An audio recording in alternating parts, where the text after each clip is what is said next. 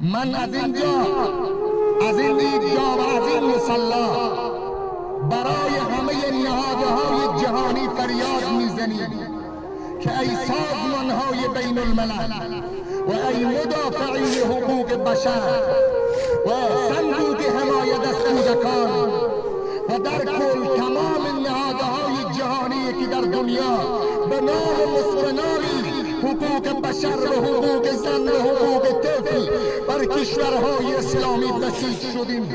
آیا زنان غزه زن نیستند؟ آیا اطفال معصوم غزه اونها جزئی انسانیت نیستند؟ آیا مردم غزه از بین مسلمان ها حتی جزء بشریت نیستند که به حال آنها رحم کرده شود؟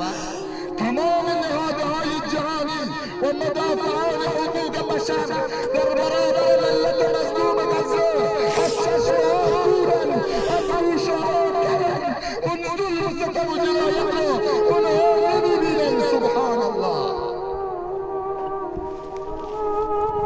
فریاد بر سری حکومت و سران حکومت‌های اسلامی و بالخصوص عرب‌ها، ای سردمداران حکومت‌های اسلامی و ای عرب‌ها و بالخصوص ای محمد بن سلمان، آیا تو از ابوبکر نشنیدی؟ از عمر نشنیدی؟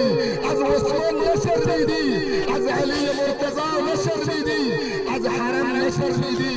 از قرآن نشنیدی؟ از سردار دو عالم نشنیدی؟ و در کل از خدا نشنیدی که به استقبال این صفات و خونریز تاریخ همین ترامپ خبیث یافتی؟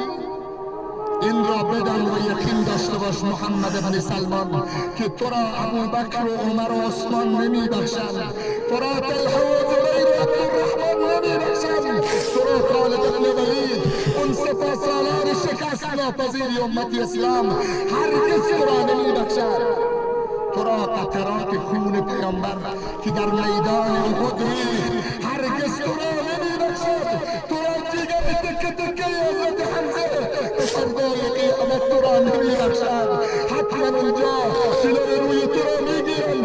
ای محمد بن سلمان، چرا این خیانت، این ظلم و ستم را بر ملت مظلوم غزه تو روا داشتی و عزت مسلمان ها را زیر پا کردی؟